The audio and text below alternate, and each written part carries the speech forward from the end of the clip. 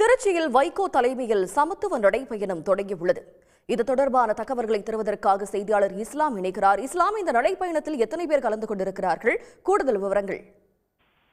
தமிழ்நாட்டில் நிலவக்கூடிய அந்த சமத்துவம் எப்பொழுதுமே நிலவ வேண்டும், சமய நல்லிணக்கம் தொடர வேண்டும், இந்துத்துவ சக்திகளுடைய சூழ்ச்சிகளுக்கு தமிழக மக்கள் அடிபணிந்து விடக்கூடாது என்பதை விழிப்போடு இருக்க வேண்டும் என்பதை வலியுறுத்தி தான் சமத்துவ நடைப்பயணத்தை மதிமுக பொதுச் செயலாளர் வைகோ முன்னெடுத்துள்ளார்.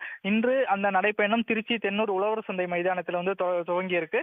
ஏற்கனவே வைகோ 10 முறை வெவ்வேறு காலகட்டங்களை நடைப்பயணம் மேற்கொண்டிருக்காரு. குறிப்பாக மதுவிலக்கை வலியுறுத்தியும், காவிரி உரிமையை மீட்கவும், அதை நியூட்ரினோ திட்டத்திற்கு எதிராக கோரிக்கைகளை வலியுறுத்தி அவர் நடைப்பயணம் மேற்கொண்டிருக்காரு. இந்த நிலையில தற்பொழுது இருக்கக்கூடிய அந்த கால சூழல்ல இந்துத்துவ சக்திகளுடைய எந்த ஒரு திட்டமும் தமிழ்நாட்டில் செயல்பட்டு விடக்கூடாது என்பதை வலியுறுத்தி சமத்துவம் நிலவ வேண்டும் என்பதை வலியுறுத்தி தான் ஒரு கொள்கை அடிப்படையில இன்றைய நடைப்பயணத்தை மதிமுக பொதுச் செயலாளர் வைகோ துவக்கி இருக்கார்.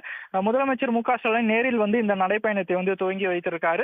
இந்த துவக்க விழாவில் முதலமைச்சர் மு க ஸ்டாலின், அதே போல கூட்டணி கட்சி தலைவர்களான காதர் மொய்தீன், திருமாவளவன், மக்கள் நீதி மய்ய கட்சியினுடைய பொதுச் செயலாளர் அருணாச்சலம் உள்ளிட்டோர் கலந்துட்டு இருக்காங்க.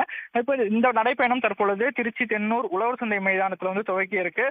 இந்த நடைப்பயணத்துல மதிமுக பொதுச் செயலாளர் வைகோ, அதே போல முதன்மை செயலாளர் துரை வைகோ, துணை பொதுச் செயலாளர்கள், மாநில மாவட்ட நிர்வாகிகள், இந்த நடைப்பயணம் முழுவதுமாக கலந்து கொள்ளக்கூடிய தொண்டரணி நிர்வாகிகள் என 500க்கும் மேற்பட்டோர் பங்கேற்றிருக்காங்க. இன்று இந்த உழவர் சந்தை மைதானத்தில் தொடங்கிய நடைப்பயணம் மத்திய பேருந்து நிலையம் வழியாக கிராப்பட்டி பகுதி அடைந்து அங்கிருந்து எடமலைப்பட்டி புதூரில் இன்னும் சற்று நேரத்தில் நிறைவடையும். மீண்டும் இன்று மாலை எடமலைப்பட்டி புதூரில் தொடங்கி பஞ்சப்பூர் அருகே இந்த நடைப்பயணம் நிறைவடைய உள்ளது. தொடர்ந்து திருச்சியில் நடைப்பயணம் வரும் 11ஆம் தேதி வரை நடக்க இருக்கு. மதுரையில இறுதியாக இந்த நடைப்பயணத்தை நிறைவு செய்யும் வகையில் இந்த திட்டம் வகுக்கப்பட்டிருக்கு.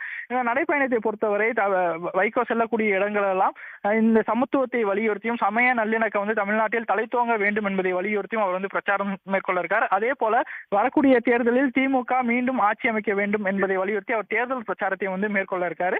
அதற்காக இந்த நடைப்பயணம் தொடங்கி இருக்கு. இந்த நடைப்பயணத்தை கொடியை முதலமைச்சர் அறிமுகப்படுத்தினார். அந்த கொடியில அனைத்து மதங்களுடைய அடையாளங்கள் பொறிக்கப்பட்ட சின்னம் இருக்கு. அந்த கொடியை ஏந்தி மதிமுகவுடைய பொதுச் செயலாளர் வைகோ முன் செல்ல, அவருடைய தொண்டர்கள், மாநில மாவட்ட நிர்வாகிகள் பின் செல்ல இந்த நடைப்பயணம் தொடங்கி நடைபெற்று இருக்கு. உடனுக்குடன் செய்திகளை தெரிந்து கொள்ள சன் நியூஸ் பெல் ஐகானை கிளிக் பண்ணுங்க.